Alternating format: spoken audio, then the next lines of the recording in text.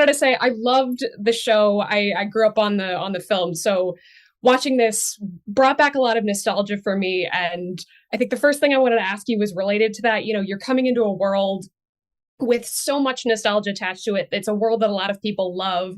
And, you know, you're my age, maybe you didn't grow up with it, you know, the way some people did. How was it fitting into that world? You know, were there nerves attached there, or was it sort of more natural, especially since you're working with Warwick Davis, who's coming back to this part after, you know, 30 years? Likewise, I was a fan of the original movie. When I was a kid.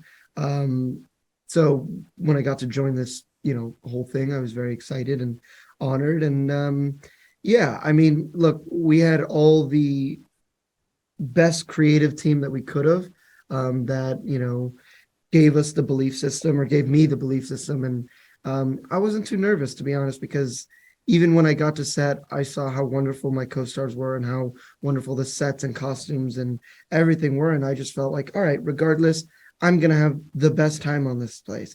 And that's going to make me feel way more comfortable. Yeah. I think that I definitely had some nerves attached, just simply because of the scale of the show, and also the amount of detail and how much hard work had gone into the show. I mean, definitely we had such an incredible creative team to rely on, but I wasn't without my nerves. But you can get excited, so excited about working on a show like this, so you can kind of change the nerves into excitement after a while.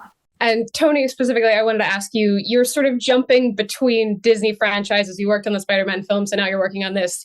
Is there any similarity there, or does sort of, magic and superheroes exist in two different worlds for you? No, I think there's a bit of, overlap in the Venn diagram of both those things. It might be not as big as you would imagine, but regardless, it's the same kind of core behind the scene elements, and being able to have these creative conversations with people and the scale of what is done.